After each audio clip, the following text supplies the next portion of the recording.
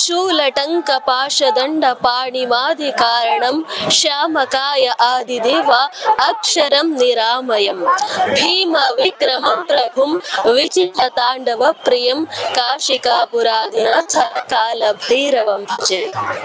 ಎಲ್ರಿಗೂ ನಮಸ್ಕಾರ. ಹರ ಹರ ಮಹಾದೇವ್. ನಾನು ನಿಮ್ಮ ಮುಮ್ತಾಜ್ ಅಬ್ದುಲ್ ನೆಲ್ಯಡ್ಕ, ಪ್ರಯಾಗ್ರಾಜ್ ಮಹಾಕುಂಭ ಮೇಳದಿಂದ.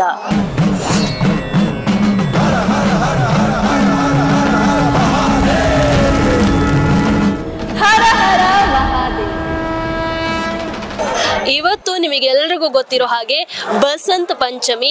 ಇವತ್ತು ಈ ಮಹಾಕುಂಭ ಮೇಳದಲ್ಲಿ ಅಮೃತ ಸ್ನಾನ ಇದೆ.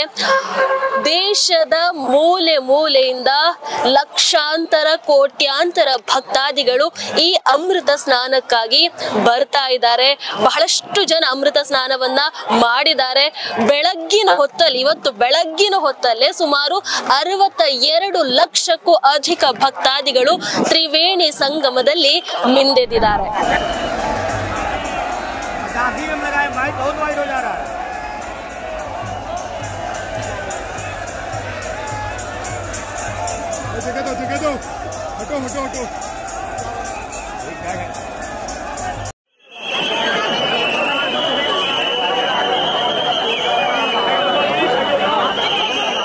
ನಿಮಗೆಲ್ಲರಿಗೂ ಗೊತ್ತಿರೋ ಹಾಗೆ 6 ಪ್ರಮುಖ ಅಮೃತ ಸ್ನಾನದ ದಿನಗಳಿವೆ. ಒಂದು ಜನವರಿ 13ನೇ ತಾರೀಕಿಗೆ ಪುಷ್ಯ ಪೂರ್ಣಿಮಾ ಸ್ನಾನ ಇತ್ತು. ಅದಾದ ನಂತರ ಜನವರಿ 15ನೇ ತಾರೀಕಿಗೆ ಮಕರ ಸಂಕ್ರಾಂತಿ ಸ್ನಾನ ಇತ್ತು. ಅದಾದ ನಂತರ ಮೊನ್ನೆ ಜನವರಿ 29ನೇ ತಾರೀಕಿಗೆ ಮೌನಿ ಅಮಾವಾಸ್ಯೆ ಸ್ನಾನ ಇತ್ತು. ಇವತ್ತು ಫೆಬ್ರವರಿ 3ನೇ ತಾರೀಕು, ಇವತ್ತು ಬಸಂತ ಪಂಚಮಿ ಸ್ನಾನ ಇದೆ. ಇದಾದ ನಂತರ ಫೆಬ್ರವರಿ 12ನೇ ತಾರೀಕಿಗೆ ಮಾಘಿ ಹುಣ್ಣಿಮೆ ಸ್ನಾನ ಇದೆ. ಅದಾದ್ರೆ ಫೆಬ್ರವರಿ 26ನೇ ತಾರೀಕಿಗೆ ಮಹಾಶಿವರಾತ್ರಿ ಸ್ನಾನ ಇದೆ. ಹಾಗಾಗಿ ಇಲ್ಲಿವರೆಗೂ ಇವತ್ತಿದ್ದು ಸೇರಿಸಿದ್ರೆ 4 ಪ್ರಮುಖ ಸ್ನಾನಗಳಾಗಿವೆ. ಇನ್ನು 2 ಪ್ರಮುಖ ಸ್ನಾನಗಳು ಬಾಕಿ ಇವೆ. ನಿಮ್ಗೆಲ್ರಿಗೂ ಗೊತ್ತಿರೋ ಹಾಗೆ ಅಮೃತ ಸ್ನಾನದ ಮೊದಲ ಅವಕಾಶ ನಾಗ ಸಾಧುಗಳಾಗಿರ್ತಾರೆ. ಅದಾದ ನಂತರ ಮಹಂತರರು, ಮಂಡಲೇಶ್ವರರು, ಅದೇ ರೀತಿ ಮಹಾಮಂಡಲೇಶ್ವರರು ಮೆರವಣಿಗೆ ಮೂಲಕ ಹೋಗ್ತಾರೆ. ಅದಾದ ನಂತರ ಎಲ್ಲಾ ಭಕ್ತಾದಿಗಳು ಕೂಡ ಈ ಒಂದು ತ್ರಿವೇಣಿ ಸಂಗಮದಲ್ಲಿ ಮಿಂದೇಳುತ್ತಾರೆ.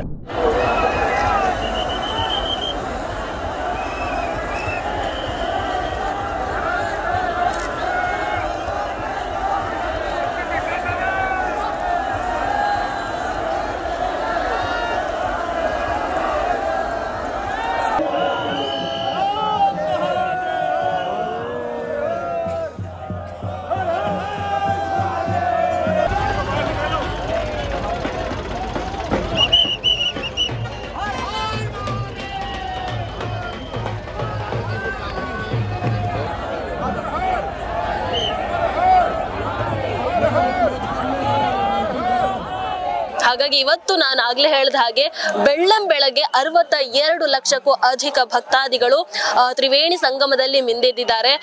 ಯಾವುದೇ ರೀತಿಯಾದಂತಹ ಸಮಸ್ಯೆಗಳಂತೂ ಆಗ್ಲಿಲ್ಲ. ಪ್ರಮುಖವಾಗಿ ಇಲ್ಲಿ ಉಲ್ಲೇಖ ಮಾಡಬೇಕಾಗಿರುವಂತದ್ದು ನಮ್ಮ ಉತ್ತರ ಪ್ರದೇಶದ ಮುಖ್ಯಮಂತ್ರಿಗಳಾದಂತಹ ಯೋಗಿ ಆದಿತ್ಯನಾಥ್ ಜಿ ಅವರ ಬಗ್ಗೆ. ಯಾಕಂತ ಹೇಳಿದ್ರೆ ಇವತ್ತು ಬೆಳಗ್ಗೆ ಸುಮಾರು 3 ಗಂಟೆಯಿಂದ ನಿರಂತರವಾಗಿ ವಾರೂಮಲ್ಲಿ ಕುಳಿತು ಈ ಒಂದು ಅಮೃತ ಸ್ನಾನವನ್ನ ನೋಡ್ತಾ ಇದ್ದಾರೆ. ಅಧಿಕಾರಿಗಳಿಗೆ ಸೂಚನೆಗಳನ್ನ ನೀಡ್ತಾ ಇದ್ದಾರೆ. ಅಂದ್ರೆ ನಿರಂತರವಾಗಿ ವಾರೂಮಲ್ಲಿ ಸ್ವತಃ ಅವರೇ ಕೂತು ಮಾನಿಟರ್ ಮಾಡ್ತಾ ಇದ್ದಾರೆ. ಹೇಗೆ ನಡೀತಾ ಇದೆ, ಭಕ್ತಾದಿಗಳ ದಟ್ಟಣೆ ಹೇಗಿದೆ, ಅವರಿಗೇನಾದ್ರೂ ಸಮಸ್ಯೆ ಆಗ್ತಾ ಇದೆಯಾ, ಎಲ್ಲವೂ ಕೂಡ ಸುಸೂತ್ರವಾಗಿ ನಡೀತಾ ಇದೆಯಾ ಅನ್ನುವಂಥದ್ದನ್ನ ಒಬ್ಬ ಜವಾಬ್ದಾರಿಯುತ ಮುಖ್ಯಮಂತ್ರಿಯಾಗಿ ಮಾಡ್ತಾ ಇದ್ದಾರೆ.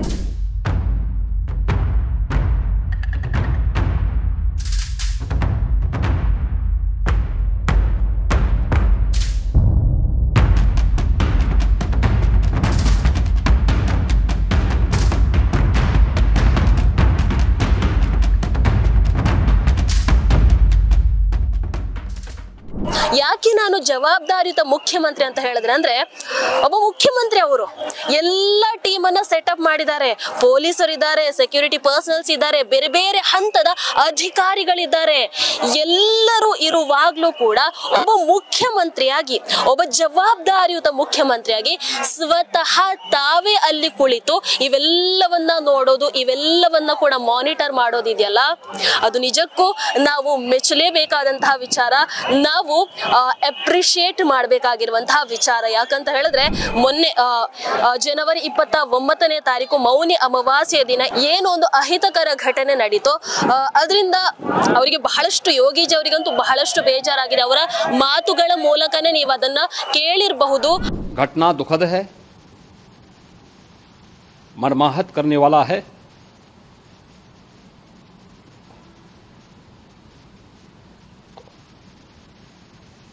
उन सभी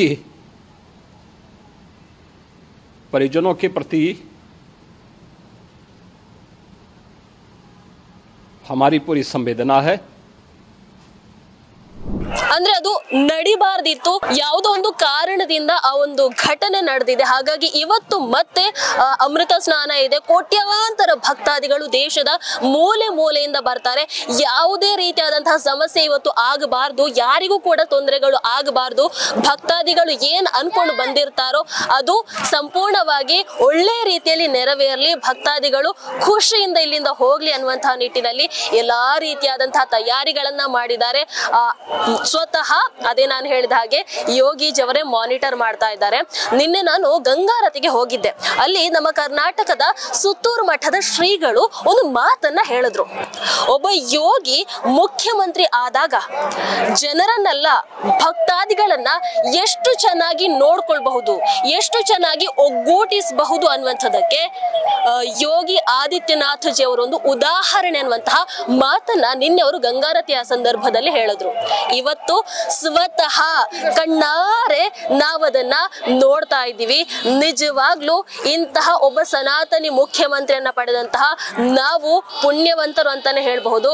ನರೇಂದ್ರ ಮೋದಿಜಿ ಅಂತ ಒಬ್ಬ ಸನಾತನಿ ಪ್ರಧಾನ ಮಂತ್ರಿಯನ್ನ ಪಡೆದಂತಹ ನಾವು ಪುಣ್ಯವಂತರು ಅಂತಾನೆ ಹೇಳ್ಬಹುದು.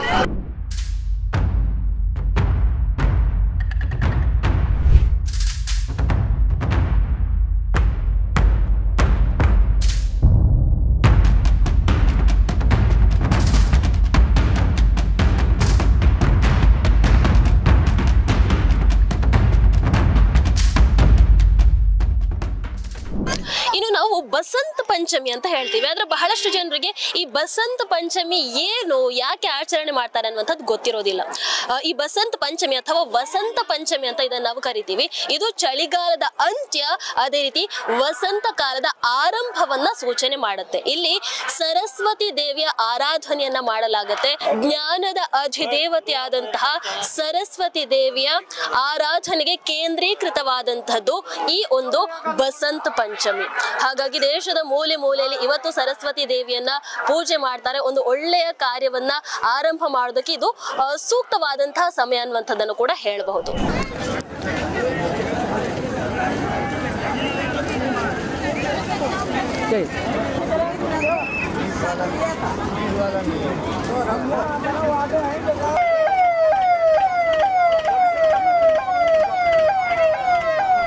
ಇವತ್ತು ಮಹಾಕುಂಭ ಮೇಳದಲ್ಲಿ ನಮ್ಮ ಕರ್ನಾಟಕದವರು ಸಿಕ್ಕಿದ್ದಾರೆ, ಅಮೃತ ಸ್ನಾನವನ್ನ ಮಾಡಿದಾರಂತೆ. ಅವರ ಜೊತೆ ಕೇಳೋಣ ಹೇಗಿತ್ತು ಅವರ ಅನುಭವ, ಮಹಾಕುಂಭ ಮೇಳದ ಅನುಭವ ಹೇಗಿದೆ, ಇಲ್ಲಿನ ವ್ಯವಸ್ಥೆಗಳು ಹೇಗಿದೆ, ಎಲ್ಲವನ್ನ ಕೂಡ ಅವರ ಹತ್ರ ಡೀಟೇಲ್ ಆಗಿ ಕೇಳೋಣ. ನಮಸ್ಕಾರ, ಹರ ಹರ ಮಹಾದೇವ್. ಎಲ್ಲಿಂದ ಬಂದಿದ್ದೀರಾ? ನಾವು ಮಂಗಳೂರಿಂದ ಬಂದಿದ್ದೇವೆ ಮೇಡಮ್. ಒಂದೊಂದು ದಿವಸ 3 ದಿವಸ ಆಯ್ತು. ಅಮೃತ ಸ್ನಾನವನ್ನ ಮಾಡಿದ್ರೆ ಹೇಗೆ ಅನ್ನಿಸ್ತು ನಿಮಗೆ? ಒಳ್ಳೆ ಅನುಭವ. ಹಿಂದೂ ಸಂಸ್ಕೃತಿಯಲ್ಲಿ ಎಲ್ಲರೂ ಮಾಡಬೇಕಾದಂತ ಒಂದು ಒಳ್ಳೆಯ ಸ್ನಾನ ಇದು, ಸ್ನಾಯು ಸ್ನಾನ. ನಾವು ಬಂದಿದ್ದೇವೆ ಕಲ್ಲಡ್ಕದಿಂದ ಒಂದು 15 ಮಂದಿ ಬಂದಿದ್ವಿ. ಒಂದಷ್ಟು ಮಂದಿ ಅವರದೇ ಸ್ವಂತ ವೆಹಿಕಲ್ ಬಂದು ನಾವು ಟ್ರೈನಲ್ಲಿ ಬಂದಿದ್ವಿ. ಒಳ್ಳೆಯ ಎಕ್ಸ್ಪೀರಿಯನ್ಸ್ ಮತ್ತೆ ಒಂದು ಒಳ್ಳೆಯ ಏನಿದೆ, ಒಳ್ಳೆಯ ವಾತಾವರಣ ಇಲ್ಲಿದೆ.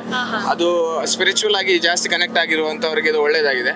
ಇಲ್ಲಿ ಬಂದು ಮತ್ತೊಂದಷ್ಟು ಅಂದ್ರೆ ಈಗ ಏನಾಗಿದೆ, UP-ಯಲ್ಲಿ ಈ ಒಂದು ಇಟ್ಕೊಳ್ಳಿ, ಸಣ್ಣ ಊರಲ್ಲಿ ಇಡೀ ಭಾರತವೇ ಬಂದು ನಿಂತಿದೆ. ಸಣ್ಣ ಊರಲ್ಲ, ಅದ್ರಲ್ಲಿ UP-ಯಲ್ಲಿ ಎಷ್ಟು ಮಂದಿ ಇದ್ರು ಅದಕ್ಕಿಂತ ಒಂದಷ್ಟು 75% ಜಾಸ್ತಿ ಇಲ್ಲಿ ಇದ್ದಾರೆ. ಅಂದ್ರೆ ಈ ಕುಂಭ ನಗರಿಯಲ್ಲಿ ಇದ್ದಾರೆ. ಕುಂಭನಗರಿ ಒಂದು ನಿರ್ಮಾಣ ಆಗಿದೆ ಇಲ್ಲಿ. ಒಂದು ಒಳ್ಳೆ ರೀತಿಯಂತ ಒಂದು ಎಕ್ಸ್ಪೀರಿಯನ್ಸ್ ನಮಗೆ, ಸ್ಪಿರಿಚುವಲ್ ಆಗಿ ಜಾಸ್ತಿ ಕನೆಕ್ಟ್ ಆಗಿ ಇದ್ದವರಿಗೂ ಮತ್ತೆ ಇಲ್ಲದವರಿಗೂ ಸ್ಪಿರಿಚುವಲ್ ಆಗಿ ಕನೆಕ್ಟ್ ಆಗ್ಲಿಕ್ಕೋಸ್ಕರ ಒಳ್ಳೆ ಎಕ್ಸ್ಪೀರಿಯನ್ಸ್ ಇದು ನಮಗೆ. ಮೊನ್ನೆ ಮೌನಿ ಅಮಾವಾಸ್ಯೆ ದಿನ ಒಂದು ಅಹಿತಕರ ಘಟನೆ ನಡೀತು. ಸೊ ಹಾಗಾಗಿ ಬಹಳಷ್ಟು ಜನರಿಗೆ ಒಂದು ಭಯ ಇದೆ, ಬರಬಹುದೋ ಏನೋ ಅಥವಾ ಇಲ್ಲಿ ಏನು ಸಮಸ್ಯೆ ಆಗುತ್ತೋ ಏನೋ, ಇಲ್ಲಿನ ವ್ಯವಸ್ಥೆಗಳು ಹೇಗಿದೆಯೋ ಏನೋ ಅಂತ. ಸೊ ನೀವು ಇಲ್ಲಿ ಖುದ್ದು ಇದ್ದೀರಾ, ನೀವು ಅಮೃತ ಸ್ನಾನವನ್ನು ಕೂಡ ಮಾಡಿದ್ದೀರಾ, 3 ದಿನಗಳಿಂದ ಇಲ್ಲೇ ಓಡಾಡ್ತಾ ಇದ್ದೀರಾ. ಇಲ್ಲಿನ ವ್ಯವಸ್ಥೆ ಬಗ್ಗೆ ಹೇಳೋದಾದ್ರೆ ನೋಡಿ ಮೇಡಮ್, ಅದು ಮೊನ್ನೆ ಮೌನಿ ಅಮಾವಾಸ್ಯೆ ಏನಾಯ್ತು ಒಂದಷ್ಟು ಆಗ್ತದೆ ಅಂದ್ರೆ ಏನ ಹೇಳಲಿಕ್ಕೆ ಆಗುದಿಲ್ಲ. ಅದಕ್ಕೆ ಬೇಕಾದಂತ ಬೇರೆ ಬೇರೆ ಸಿಬ್ಬಂದಿ ವರ್ಗದವರದಂತ ಏನಿದೆ ಅದಕ್ಕೆ ಬೇಕಾದಂತ ವ್ಯವಸ್ಥೆಗಳಿದೆ. ಆ ವ್ಯವಸ್ಥೆ ಒಂದಷ್ಟು ಮಟ್ಟಿಗೆ ಅಷ್ಟೇ ವ್ಯವಸ್ಥೆ ಆಗುತ್ತೆ. ಏನ್ ಮಾಡುದು ಅದಕ್ಕೆ ಈಗ ಆ ವ್ಯವಸ್ಥೆ ಸರಿಯಾಗಿದೆ. ನಾವು ಮೊನ್ನೆ ನೋಡ್ಬೇಕಾದ್ರೆ ರೋಡ್ ಸೈಡ್ ಅಲ್ಲಿ ಏನ್ ಕಸಗಳಿತ್ತು ಗಂಟೆಗೆ ಕ್ಲೀನ್ ಆಗ್ತಿದೆ, ಗಂಟೆಗೊಮ್ಮೆ ಕ್ಲೀನ್ ಆಗ್ತಿದೆ. ಇಲ್ಲಿ ಯಾವುದೇ ರೀತಿಯಾದಂತ ವ್ಯವಸ್ಥೆ ಮೊನ್ನೆಯಾಗಿ ಅಷ್ಟೇ ವ್ಯವಸ್ಥೆ ಇಲ್ಲ, ಇವತ್ತು ನೀಟಾಗಿ ವ್ಯವಸ್ಥೆ ಇದೆ. ನಾವು ಕೂಡ ಇವತ್ತು ಬೆಳಿಗ್ಗೆ ಹೋಗಿ ಸ್ನಾನ ಮಾಡ್ಕೊಂಡು ಬಂದ್ವಿ. ಏನಿದೆ ಆ ಸ್ಪಿರಿಚುವಲ್ ಆಗಿ ಏನು ಸಿಗುತ್ತೆ ಅಮೃತವಾದಂತಹ ಒಂದು ಆ ಶಕ್ತಿ ಏನಿದೆ ಅದು ನಮ್ಗೆ ಸಿಕ್ಕಿದೆ ಅಂತ ಹೇಳಲಿಕ್ಕೆ ಖುಷಿ ಆಗ್ತದೆ. ಮಲ್ಲಿಕಾರ್ಜುನ ಖರ್ಗೆ ಅವರೊಂದು ಮಾತನ್ನ ಹೇಳಿದ್ರು, ಅಮೃತ ಸ್ನಾನವನ್ನ ಮಾಡಿದ್ರೆ ಬಡತನ ನಿರ್ಮೂಲನೆ ಆಗುತ್ತಾ ಅಂತ. ಮೇಡಮ್, ಅವರವರ ಯೋಗಕ್ಕೆ ಬಿಟ್ಟದ್ದು, ಅವ್ರು ಹೆಂಗ್ ಹೇಳ್ತಾರೆ ಅವ್ರಿಗೆ ಬಿಟ್ಟದ್ದು. ನಮ್ಗಂತೂ ಖುಷಿ ಇದೆ. ಹಾಗಂತ ಹೇಳಿ ಸ್ನಾನ ಮಾಡದಿದ್ರೆ ಬಡತನ ನಿರ್ಮೂಲ ಆಗ್ತಾನೆ ಗೊತ್ತಿಲ್ಲ. ಅದಕ್ಕಿಂತ ಇದಕ್ಕಿಂತ ಮುಂಚೆ ಬಡತನ ನಿರ್ಮೂಲ ಆಗ್ಬೇಕಿತ್ತು. ಇನ್ಮೇಲೆ ಏನಾದ್ರು ಆ ಬಡತನ ಅನ್ನೋದು ಹೋಗ್ಬೋದು. ಯಾಕಂದ್ರೆ ಈ ವರ್ಷ ಎಲ್ರು ಬಂದಿಲ್ಲಿ ಸ್ನಾನ ಮಾಡ್ತಿದಾರಲ್ಲ, ದೊಡ್ಡವರು ಹೇಳ್ದವರು ಮಾಡ್ತಿದ್ದಾರೆ, ಹೇಳ್ದಿಲ್ಲ ಅವರು ಮಾಡ್ತಿದ್ದಾರೆ.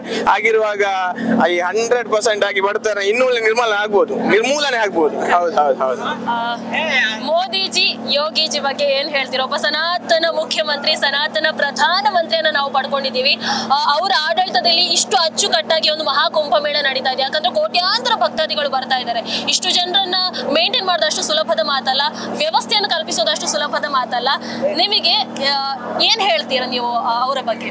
ನೋಡಿ, ಇದಕ್ಕಿಂತ ಮುಂಚೆ ನಾವು ಸಣ್ಣದಿದ್ವಿ, ನಮ್ಗೆ ಈ ಕುಂಭಮೇಳದ ವಿಚಾರವಾಗಿ ಏನ್ ಗೊತ್ತಿರ್ಲಿಲ್ಲ. ಈಗ ಮೋದಿಜಿ ಯೋಗಿಜಿ ಬಂದು ಏನಾಗಿದೆ ಅಂತ ಹೇಳಿದ್ರೆ ಸ್ವಲ್ಪ ಡಿಜಿಟಲೈಸೇಷನ್ ಆಗಿದೆ. ಸೊ ಆ ವಿಷಯಗಳೆಲ್ಲ ನಮ್ಗೆ ಸಿಗ್ತಾ ಇದೆ. ಈ ಮೋದಿಜಿ ಯೋಗಿಜಿ ನಂತರ ಯಾರಂತಿದ್ರು, ಈಗ ಮೋದಿಜಿ ಯೋಗಿಜಿ ಈ ಕುಂಭಮೇಳದಲ್ಲಿ ಒಂದಷ್ಟು ಯೋಗಿಗಳನ್ನ ಒಂದಷ್ಟು ಮೋದಿಗಳನ್ನ ರೆಡಿ ಮಾಡ್ತಿದ್ದಾರೆ. ನೋಡಿ, ಇದು ಆಕ್ಚುಲಿ ತಾಕತ್ತು ನಮ್ಗೆ. ಸೊ ಒಂದಷ್ಟು ಮಂದಿ ರೆಡಿ ಆಗ್ಬೇಕು.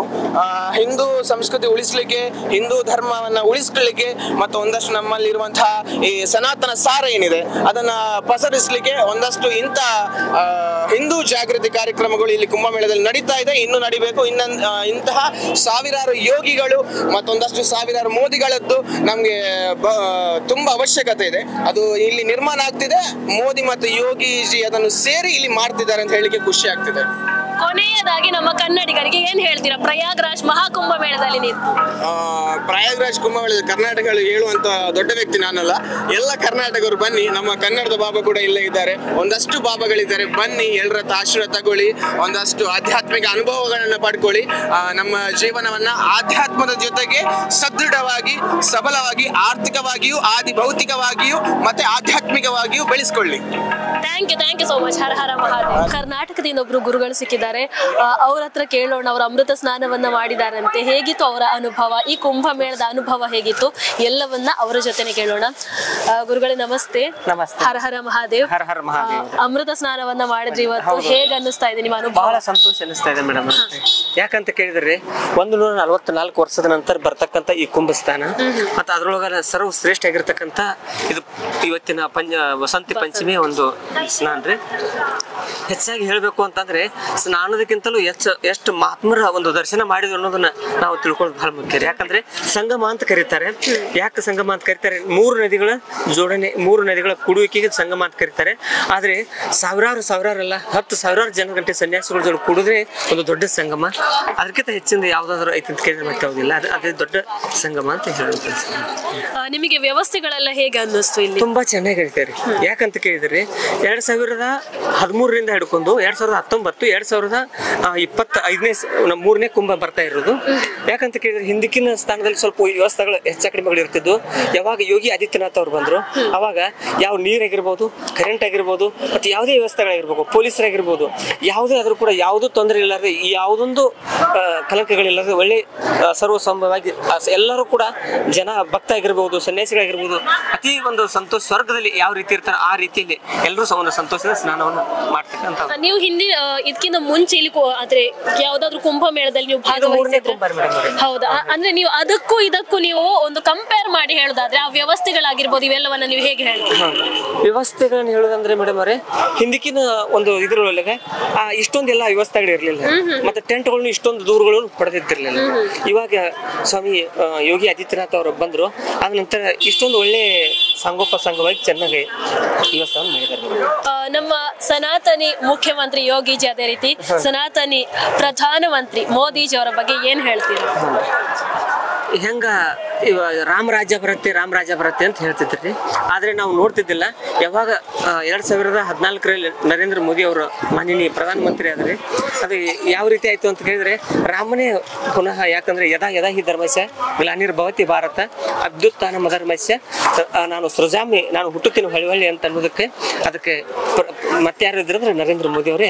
ರಾಮ ಮಂದಿರ ಆಗಿರ್ಬೋದು, ಕೃಷ್ಣ ಆಗಿರ್ಬೋದು, ಅರ್ಥಾತ್ ವಾರಣಾಸಿ ಆಗಿರ್ಬೋದು, ಎಲ್ಲ ಸುಧಾರಣೆಗಳನ್ನ ಬಹಳ ಸುರಕ್ಷಿತವಾಗಿ ಮಾಡಿರ್ತಕ್ಕಂಥ ಒಂದು ಪ್ರಧಾನಮಂತ್ರಿ. ಧನ್ಯವಾದಗಳು ಸರ್. ಕರ್ನಾಟಕದಿಂದ ಬಂದಿದ್ದೀರಾ, ಅಮೃತ ಸ್ನಾನವನ್ನ ಮಾಡಿದ್ರ? ಅಮೃತ ಸ್ನಾನ ಇಲ್ಲ, ಈಗ 3:30ಗೆ ಇದು ಯಾವ್ದು ಅಶ್ವಿನಿ ನಕ್ಷತ್ರದಲ್ಲಿ ಸ್ನಾನ ಮಾಡ್ತೀವಿ. ನಮ್ ಗುರುಗಳ ಜೊತೆ ಸತೀಶ್ ಶರ್ಮಾ ಗುರುಜಿ ಜೊತೆ ಬಂದಿದೀವಿ. ಒಳ್ಳೆ ಎಕ್ಸ್ಪೀರಿಯನ್ಸ್ ಆಯ್ತು. ನಮ್ ಕರ್ನಾಟಕದ ಬಾಬಾ ಇದ್ದಾರೆ, ಅವರು ಚೆನ್ನಾಗಿ ಒಳ್ಳೆ ಆಶೀರ್ವಾದ ಎಲ್ಲ ಮಾಡಿದ್ದಾರೆ. ಇಲ್ಲಿ ಮೀಡಿಯಾದವ್ರು ಹೇಳ್ದಂಗೆ, ನೀವೆಲ್ಲ ಹೇಳ್ದಂಗೆ ಇಲ್ಲೇನು ಬಹಳ ಕ್ರೌಡ್ ಇಲ್ಲ, ಕ್ರೌಡ್ ಎಲ್ಲ ಕಡಿಮೆ ಇದೆ. ಜನಗಳೆಲ್ಲ ಆರಾಮಾಗಿ ಬಂದು ಎಲ್ಲ ನದಿಲಿ ಮುನ್ಗೆದ್ದಿ ಸ್ನಾನ ಮಾಡ್ಬೋದು. ಒಳ್ಳೆ ಎಕ್ಸ್ಪೀರಿಯನ್ಸ್, ಗುಡ್ ಎಲ್ಲ ವ್ಯವಸ್ಥೆ ಎಲ್ಲ ಖುಷಿ ಇದೆ, ಚೆನ್ನಾಗಿದೆ. ಎಲ್ಲಾ ಕಡೆ ಊಟ ತಿಂಡಿ ನೀರು ಎಲ್ಲ ಸೌಲಭ್ಯಗಳು ಚೆನ್ನಾಗಿದೆ. ಮೋದಿಜಿ ಎಲ್ಲ ಸೂಪರ್ ಆಗಿ ವ್ಯವಸ್ಥೆ ಮಾಡಿದ್ದಾರೆ. ಅಮೃತ ಸ್ನಾನವನ್ನ ಮಾಡಿದ್ರೆ ಬಡತನ ನಿರ್ಮೂಲನೆ ಆಗುತ್ತಾ ಅಂತ ಯಾರೊಬ್ರು ಕೇಳ್ತಾ ಇದ್ರು, ಏನ್ ಹೇಳ್ತೀರಾ ಅವರಿಗೆ? ಅವರೆಲ್ಲ ಹೇಳ್ದಂಗೆಲ್ಲ ಆಗುತ್ತಾ? ಅವ್ರು ಅಮೃತ ಸ್ನಾನ ಮಾಡಿಲ್ಲ, ಹಂಗಾಗಿ ಆ ಮನಸ್ಥಿತಿ ಇರೋರು ಮಾತಾಡ್ತಾರೆ. ಅದ್ರ ಬಗ್ಗೆ ನಾವೇನು ಕಾಮೆಂಟ್ಸ್ ಮಾಡಲ್ಲ. ನೀವು ಏನ್ ಹೇಳ್ತೀರಾ? ಅದೇ ಅಮೃತ ಸ್ನಾನ ಮಾಡಿದ್ರೆ ಬಡತನ ನಿರ್ಮೂಲನೆ ಆಗುತ್ತಾ ಅಂತ ಕೇಳ್ತಿದ್ರ? ಜೆರುಸಲಂಗೆ ಹೋದ್ರು ಏನ್ ಬಡತನ ನಿರ್ಮೂಲನೆ ಆಗಿಲ್ಲ, ಮೆಕ್ಕಾಗ್ ಹೋದ್ರು ಏನಾಗಿಲ್ಲ. ಯಾರ ಹೇಳಿಕೆ ಕೊಟ್ರು ಅವ್ರ ಹತ್ರ ಆಸ್ತಿನ ಸಮನಾಗಿ ಹಂಚಿದ್ರೆ ಅವ್ರ ಜಿಲ್ಲೆಲೆ ಬಡತನ ನಿರ್ಮೂಲನೆ ಆಗುತ್ತೆ. ಇನ್ನೇನು ಇಲ್ಲ, ಅವ್ರ ಹೇಳಿಕೆಗೆ ಅವ್ರ ಹತ್ರನೇ ಉತ್ತರ ಇದೆ. ಇದು ಸೂಪರ್ ಆಗಿ ಅವ್ರ ಹತ್ರ ಇರೋ ಆಸ್ತಿನ ಸಮನಾಗಿ ಅವ್ರ ದಲಿತರಿಗೆ ಹಂಚಿದ್ರೇನು ಅವರೆಲ್ಲ ಬಡತನದಿಂದ ಮುಕ್ತಿ ಹೊಂದ್ತಾರೆ. ಯಾವುದೇ ಉಚಿತ ಭಾಗ್ಯ ಇಲ್ದಂಗೆ ಆರಾಮಾಗಿ ಅವ್ರ ಸ್ವಂತ ಕಾಲ ಮೇಲೆ ನಿಂತ್ಕೊಂಡು ದುಡಿಮೆ ಮಾಡ್ಕೊಂಡು ನೆಮ್ಮದಿಯಾಗಿರ್ತಾರೆ. ಅಂತವ್ರಿಗೆ ಏನ್ ಹೇಳಕ್ಕಾಗತ್ತೆ ಹೇಳಿ? ಸನಾತನ ಧರ್ಮ ಅನ್ನೋದು ಎಲ್ಲಾರನು ನಾವು ಒಂದಾಗಿ ಕೂಡ್ಕೊಂಡು ಹೋಗೋ ಸಹಬಾಳ್ವೆಯಲ್ಲಿ ನಡೀತಾ ಇರೋರು. ಇಲ್ಲಿ ಇವತ್ತು ನೀವೇ ಆಗಿರ್ಬೋದು, ಎಕ್ಸಾಂಪಲ್ ನೀವೇ ಇದೀರಾ, ನೀವು ಬಂದಿದ್ದೀರಾ, ನೀವು ಇಂಟರ್ವ್ಯೂ ಮಾಡ್ತಿದ್ದೀರಾ. ಇಲ್ಲಿ ಇಂತರ ಸಾವಿರಾರು ಜನ ಇದ್ದಾರೆ, ಯಾರಿಂದನೂ ಯಾರಿಗೂ ಏನು ತೊಂದರೆ ಆಗ್ತಿಲ್ಲ, ಅವ್ರ ಪಾಡಿಗೆ ಅವ್ರು ಇದ್ದಾರೆ. ಇದೇ ನಮ್ಮ ಸನಾತನ ಧರ್ಮ. ಇದು ಬಿಟ್ಟೆ ಬೇರೆ ಏನಿಲ್ಲ. ನಾವ್ ಯಾರಿಗೂ ತೊಂದರೆನೂ ಕೊಡಲ್ಲ, ನಾವ್ ಯಾರಿಗೂ ತೊಂದರೆನೂ ಮಾಡಲ್ಲ. ಅಂತ ಮನಸ್ಥಿತಿದವ್ರು ಮಾತಾಡ್ತಾನೆ ಇರ್ತಾರೆ. ಈಗ ಗುರುಜಿ ಒಬ್ರು ಹೇಳಿದ್ರು, ಇದ್ರವ್ರು ಇಲ್ಲಿ ಕರ್ನಾಟಕದವರು, ಅವ್ರೇನಂದ್ರೆ ಯಾರೇ ಬರ್ಲಿ ಏನೇ ಆಗ್ಲಿ ನಾವು ಮಾಡಿದ್ದೆ ನಾವು ತಿನ್ನೋದು ಅಂತಂದ್ರು. ಅದು 100% ಸತ್ಯ. ನಾವ್ ಇವತ್ತು ಏನ್ ಮಾಡ್ತೀವಿ ಅದನ್ನ ಮುಂದಕ್ಕೆ ನಾವೇ ತಿನ್ಬೇಕು, ಬೇರೆ ಏನಿಲ್ಲ. ಈ ತರ ಮನಸ್ಥಿತಿ ಭಾವನೆ ಇರೋರು ದಯವಿಟ್ಟು ಈ ಕ್ಷೇತ್ರಕ್ಕೆ ಬರ್ಲೂಬಾರ್ದು. ಆಮೇಲೆ ಒಂದ್ ವಿಚಾರ, ಅವ್ರ ಈ ತರ ಮಾತಾಡಕ್ ಅವ್ರಿಗೆ ಅರ್ಹತೆನೂ ಇರಲ್ಲ. ಎಲ್ಲರೂ ಒಂದೇ ಬಾಳ್ವೆಯಲ್ಲಿ ಇದ್ದಾರೆ ನೋಡಿ. ಯಾರಿಲ್ಲಿ ಎಲ್ಲಾರು ಜಾತಿ ಧರ್ಮ ಭೇದ ಬಿಟ್ಟು ಎಲ್ಲಾ ಜನ ದುಡಿಮೆ ಆಗ್ಲಿ, ಇನ್ನೊಂದಾಗ್ಲಿ, ಮತ್ತೊಂದಾಗ್ಲಿ, ಮಗದೊಂದಾಗ್ಲಿ, ಇಲ್ಲಿ ಬಂದಿರೋರು ಊಟ ಹಂಚೋದಾಗ್ಲಿ, ಆಚರಣೆ ಅಷ್ಟೇ. ಎಷ್ಟು ಜನ ನೋಡ್ತಾ ಇದ್ವಿ, ಎಷ್ಟು ಜನ ವ್ಯಾಪಾರಸ್ಥರಿದ್ದಾರೆ, ಎಲ್ಲಾ ಮಾಡ್ತಾರೆ. ಜನಕ್ಕೆ ಬೇಕಾಗಿರೋದು ದುಡಿಮೆ, ಅದಾದ್ಮೇಲೆ ಒಂದ್ ಧರ್ಮ. ಎಲ್ಲರೂ ಅವ್ರವ್ರ ಧರ್ಮದಲ್ಲಿ ಚೆನ್ನಾಗಿದ್ದಾರೆ, ಆರಾಮಾಗಿದ್ದಾರೆ, ಖುಷಿಯಾಗಿದ್ದಾರೆ. ಅದ್ರ ಬಗ್ಗೆ ಯಾರು ಕಮೆಂಟ್ಸ್ ಮಾಡಬಾರ್ದು, ಯಾರು ಇದು ಮಾಡಬಾರ್ದು. ಈ ಧಾರ್ಮಿಕ ನಡೆಯೋದು 144 ವರ್ಷಕ್ಕೊಂದ್ಸರಿ ಇದು ನಡೀತಾ ಇರೋದು. ಹಿಂಗೆ ನಡ್ಕೊಂಡು ಹೋಗುತ್ತೆ. ಅದು ಯಾರು ಏನಾದ್ರೂ ಮಾಡ್ಲಿ, ದೇವರನ್ನ ಮೇಲ್ಗಡೆ ಇದ್ದಾನೆ, ಅವ್ನ ಎಲ್ಲಾರನ್ನೂ ನೋಡ್ಕೊತಾನೆ, ಚೆನ್ನಾಗಿ ನಡ್ಕೊಂಡು ಹೋಗುತ್ತೆ ಮೇಡಮ್. ಅವ್ರು ಮಾತಾಡ್ತಾನೆ ಇರ್ತಾರೆ, ಏನ್ ಮಾಡಕ್ಕಾಗತ್ತೆ? ಆನೆ ಹೋಗ್ತಾ ಇರುತ್ತೆ, ನಾಯಿ ಬೊಗಳುತ್ತಾ ಇರುತ್ತೆ. ಆನೆ ಏನನ್ನತ್ತೆ, ನಾಯಿಗೆ ಇದರ ಮಾತಾಡಕ್ಕಾಗತ್ತೆ? ಆಗಲ್ಲ. ಅಷ್ಟೇ, ಜನ ಅಷ್ಟೇ, ಏನ್ ಮಾಡಕ್ಕಾಗಲ್ಲ. ಇದು ನಡೀತಾನೆ ಇರುತ್ತೆ. ಕೊನೆಯದಾಗಿ ಏನ್ ಹೇಳೋದಕ್ಕೆ ಇಷ್ಟಪಡ್ತೀರಾ? ಮೋದಿ ಯೋಗಿಜಿ ಅವರ ಒಂದು ಸಹಭಾಗಿತ್ವದಲ್ಲಿ ಬಹಳ ಅದ್ಭುತವಾಗಿ ಈ ಒಂದು ಮಹಾಕುಂಭ ಮೇಳ ನಡೀತಾ ಇದೆ. ನಡೀತಾ ಇರೋದಕ್ಕೆ ಮೊದಲನೇದಾಗಿ ನಾವು ಯೋಗಿಜಿಗೆ ಧನ್ಯವಾದಗಳು ಹೇಳ್ತೀವಿ. ಅದಕ್ಕೆ ಶಕ್ತಿ ತುಂಬಿದಂತ ಮೋದಿಗೂ ಧನ್ಯವಾದಗಳು ಹೇಳ್ತೀವಿ ನಾವು. ಆಮೇಲೆ ಇಲ್ಲಿ ಸಹಕರಿಸ್ತಿರೋ ಜನಕ್ಕೆ, ಇಲ್ಲಿ ಯಾರಾಗ್ಲಿ ತೊಂದರೆ ಆಗ್ಲಿ ಯಾರು ಮಾಡಿಲ್ಲ. UP ಜನ ಏನಿದ್ದಾರೆ ಅವ್ರ ಪಾಡಿಗೆ ಅವ್ರು ಇದಾರೆ, ಎಲ್ಲ ನೀಟಾಗಿ ಅವ್ರ ಪಾಡಿಗೆ ಅವರು ಏನ್ ನೋಡ್ಕೊಂಡು ಎಲ್ಲ ಇದಾರೆ. ಯಾರಿಗೂ ತೊಂದರೆ ಮಾಡ್ತಿಲ್ಲ, ಯಾರಿಗೂ ಸುಮ್ನೆ ಹೋಗಿ ಇದ್ ಮಾಡೋದಾಗ್ಲಿ, ಅವೆಲ್ಲ ಅವ್ರ ಪಾಡಿಗೆ ಅವ್ರು ಇದಾರೆ. ಇದೆಲ್ಲ ನೋಡಿ ಬಹಳ ಸಂತೋಷ ಆಗಿದೆ, ಖುಷಿ ಆಗಿದೆ. ಇಲ್ಲಿಗೆ ಬಂದು ನಾವು ತೃಪ್ತರಾಗಿದ್ದೀವಿ. ಸದ್ಯಕ್ಕೆ ಗೌರ್ಮೆಂಟ್ ಅಫಿಷಿಯಲ್ ಎಲ್ಲರಿಗೂ ಧನ್ಯವಾದಗಳು. UP ಗೌರ್ಮೆಂಟ್ ಅಫಿಷಿಯಲ್ಸ್ ಆಗ್ಲಿ, CM ಆಗ್ಲಿ, ಯಾರ್ಯಾರು ಸಬಾರ್ಡಿನೇಟ್ಸ್, ಬ್ಯೂರೋಕ್ರಾಟ್ಸ್, ಇಲ್ಲಿ ಪೊಲೀಸ್ ಎಲ್ಲರಿಗೂ ಯಾರ್ಯಾರು ಇಲ್ಲಿ ಕೆಲಸ ಮಾಡಿ ಎಲ್ಲಾರನ್ನು ನೀಟಾಗಿ ನೋಡ್ಕೊತಾ ಇದಾರೆ, ಎಲ್ಲರಿಗೂ ನಮ್ಮ ಕಡೆಯಿಂದ ಧನ್ಯವಾದಗಳು. ಜೈ ಕುಂಭಮೇಳ. ಇಲ್ಲಿನ ಪೌರ ಕಾರ್ಮಿಕರಿಗೆ ಮುಖ್ಯವಾಗಿ ನಾನು ತುಂಬಾ ಥ್ಯಾಂಕ್ಸ್ ಹೇಳ್ತೀನಿ. ತುಂಬಾ ಕ್ಲೀನ್ ಆಗಿ ಇಡ್ತಾ ಇದ್ದಾರೆ. ಗಲೀಜ್ ಆಗ್ತಾ ಇರ್ಬೋದು, ಮತ್ತೆ ಅದ್ರ ಹಿಂದೆನೆ ಎಲ್ಲ ಕ್ಲೀನ್ ಆಗ್ತಿದೆ. ಪೌರ ಕಾರ್ಮಿಕರಿಗೂ ತುಂಬಾ ಥ್ಯಾಂಕ್ಸ್ ಇಲ್ಲಿಂದ. ಜೈ ಕುಂಭಮೇಳ. ಜೈ ಕರ್ನಾಟಕ. ಹಾಗಾಗಿ ನಿಮಗೆ ಏನಾದ್ರೂ ಡೌಟ್ಸ್ ಇದ್ರೆ ಬರಬಹುದೋ ಬೇಡೋ ಅಂತ ನಿಮಗೆ ಏನಾದ್ರೂ ಅನ್ಸಿದ್ರೆ ದಯವಿಟ್ಟು ಬನ್ನಿ. ಯಾವುದೇ ರೀತಿಯಾದಂತಹ ಸಮಸ್ಯೆಗಳಿಲ್ಲ. ಇವತ್ತು ಈ ಒಂದು ಅಮೃತ ಸ್ನಾನದ ದಿನಾನೇ ಇಷ್ಟು ಅಚ್ಚುಕಟ್ಟಾಗಿ ಇಷ್ಟು ಅದ್ಭುತವಾಗಿ ಆಯೋಜನೆ ಮಾಡಿದ್ದಾರೆ ಅಂತ ಹೇಳಿದ್ರೆ ನೀವು ಯಾವುದೇ ರೀತಿಯಾದಂತಹ ಭಯ ಪಡುವಂತಹ ಅವಶ್ಯಕತೆ ಇಲ್ಲ. ಪ್ರತಿ ಹೆಜ್ಜೆಯಲ್ಲೂ ಕೂಡ ಸೆಕ್ಯೂರಿಟಿಯನ್ನ ಅಷ್ಟು ಚೆನ್ನಾಗಿ ಮೇಂಟೈನ್ ಮಾಡ್ತಾ ಇದ್ದಾರೆ. ಹೆಲಿಕಾಪ್ಟರ್ಗಳು ಆಗಾಗ ನಿಮಗೆ ಇಲ್ಲಿ ಕಾಣೋದಕ್ಕೆ ಸಿಗುತ್ತೆ. ಅದರಲ್ಲಿ ಕ್ಯಾಮೆರಾವನ್ನ ಅಳವಡಿಕೆ ಮಾಡಿರ್ತಾರೆ. ಅಂದ್ರೆ ಆ ಮೂಲಕ ಕೂಡ ಇಲ್ಲಿ ಎಲ್ಲವನ್ನ ಮಾನಿಟರ್ ಮಾಡ್ತಾ ಇದ್ದಾರೆ. ಯಾವುದೇ ರೀತಿಯಾಗೂ ಕೂಡ ಅಹಿತಕರ ಘಟನೆ ನಡಿಬಾರ್ದು ಅನ್ನುವಂಥದ್ದು ಇವರ ಉದ್ದೇಶ. ಪೊಲೀಸರಂತೂ ನೀವು ಕೇಳ್ತಾ ಇರಬಹುದು, ಮೈಕ್ ಹಿಡ್ಕೊಂಡು ಭಕ್ತಾದಿಗಳಿಗೆ ಆದೇಶವನ್ನ ಕೊಡ್ತಾ ಇದ್ದಾರೆ. ತುಂಬಾ ಹೊತ್ತು ನಿಲ್ಬೇಡಿ ಅಥವಾ ಹೋಗಿ ಈ ರೀತಿಯಾಗಿ ಹೋಗಿ ಈ ಮಾರ್ಗವಾಗಿ ಹೋಗಿ ಎಲ್ಲವನ್ನ ಸೂಚನೆಯನ್ನ ಕೊಡ್ತಾ ಇದ್ದಾರೆ. ಹಾಗಾಗಿ ಬಹಳ ಅದ್ಭುತವಾಗಿ ಆಯೋಜನೆ ಮಾಡಿದ್ದಾರೆ. ಯಾರೋ ಏನೋ ಹೇಳಿದ್ರು ಅಂತ ಹೇಳಿ ದಯವಿಟ್ಟು ತಲೆ ಕೆಡಿಸ್ಕೊಳ್ಳೋದಕ್ಕೆ ಹೋಗ್ಬೇಡಿ. ಮಹಾಕುಂಭ ಮೇಳಕ್ಕೆ ಬನ್ನಿ. ಈ ಒಂದು ಆಧ್ಯಾತ್ಮಿಕ ವಿಸ್ಮಯದಲ್ಲಿ ಪಾಲುದಾರರಾಗಿ ಅಂತ ಕೇಳ್ಕೊಳ್ತೀನಿ. ಮಹಾಕುಂಭ ಮೇಳ ಅಂದ್ರೆ ನಮ್ಮ ಭಾರತದ ಏಕತೆ, ಸಮಗ್ರತೆ, ಅದೇ ರೀತಿ ಕೋಟ್ಯಾಂತರ ಭಕ್ತಾದಿಗಳ ಸಮಾಗಮ. ಹಾಗಾಗಿ ಏನು ನೋಡ್ತಾ ಇದ್ದೀರಿ, ಈ 144 ವರ್ಷಗಳಿಗೊಮ್ಮೆ ನಡೆಯುವಂತಹ ಮಹಾಕುಂಭ ಮೇಳಕ್ಕೆ ನಾವೆಲ್ಲರೂ ಸಾಕ್ಷಿ ಆಗ್ತಾ ಇದ್ದೀವಿ. ಪಾಶ್ಚಾತ್ಯರೇ ಬಂದು ಈ ಒಂದು ಮಹಾಕುಂಭ ಮೇಳದಲ್ಲಿ ಪಾಲುದಾರರಾಗ್ತಾ ಇದ್ದಾರೆ. ಸನಾತನ ಸಂಸ್ಕೃತಿಯನ್ನ, ಸನಾತನ ಧರ್ಮದ ಶ್ರೇಷ್ಠತೆಯನ್ನ ಮೆಚ್ಕೊಳ್ತಾ ಇದ್ದಾರೆ. ಸನಾತನ ಧರ್ಮವನ್ನ ಅಪ್ಪಿಕೊಳ್ತಾ ಇದ್ದಾರೆ. ಹಾಗಿರುವಾಗ ನಾವು ಈ ಸಂಸ್ಕೃತಿಯ ಪಾಲುದಾರರು. ನಾವು ಯಾವ ಕಾರಣಕ್ಕೂ ಬಿಟ್ಟು ಕೊಡಬಾರದು. ಈ ಒಂದು ಸನಾತನ ಸಂಸ್ಕೃತಿಯ ಒಂದು ಸಂಕೇತವಾಗಿರುವಂತಹ ಅಥವಾ ನಮ್ಮ ದೇಶದ ಶ್ರೇಷ್ಠತೆಯನ್ನ ಎತ್ತಿ ತೋರಿಸುವಂತಹ ಇಡೀ ಜಗತ್ತು ಇವತ್ತು ತಿರುಗಿ ನೋಡೋ ಹಾಗೆ ಮಾಡಿರುವಂತಹ ಈ ಮಹಾಕುಂಭ ಮೇಳದಲ್ಲಿ ನೀವು ಕೂಡ ಪಾಲುದಾರರಾಗಿ. ಯಾಕಂತ ಹೇಳಿದ್ರೆ ಇದು 144 ವರ್ಷಗಳಿಗೊಮ್ಮೆ ಬರುವಂತದ್ದು. ಮತ್ತೆ ನಮಗೆ ಈ ಅವಕಾಶ ಸಿಗೋದಿಲ್ಲ. ನನಗೂ ಸಿಗೋದಿಲ್ಲ, ನಿಮಗೂ ಸಿಗೋದಿಲ್ಲ, ಯಾರಿಗೂ ಸಿಗೋದಿಲ್ಲ. ಹಾಗಾಗಿ ಬನ್ನಿ ಈ ಮಹಾಕುಂಭ ಮೇಳದಲ್ಲಿ ನೀವು ಕೂಡ ಪಾಲುದಾರರಾಗಿ ಅಂತ ಈ ಮಹಾಕುಂಭ ಮೇಳದಿಂದ ನಾನು ಮುಮ್ತಾಜ್ ನಿಮ್ಮನ್ನ ಕೇಳಿಕೊಳ್ತಾ ಇದ್ದೀನಿ. ಹರ ಹರ ಮಹಾದೇವ್. ಟಿವಿ ವಿಕ್ರಮ, ದೇಶ ನಿಮ್ಮ ಕೈಯಲ್ಲಿ. ಈ ಕಾರ್ಯಕ್ರಮ ನಿಮಗೆ ಇಷ್ಟ ಆಗಿದ್ದಲ್ಲಿ ಲೈಕ್, ಶೇರ್ ಹಾಗೂ ಕಮೆಂಟ್ ಮಾಡಿ. ಟಿವಿ ವಿಕ್ರಮದ ಕಾರ್ಯಕ್ರಮಗಳನ್ನು ನಿರಂತರವಾಗಿ ವೀಕ್ಷಿಸಲು ಸಬ್ಸ್ಕ್ರೈಬ್ ಮಾಡಿ, ಬೆಲ್ ಐಕನ್ ಒತ್ತಿ.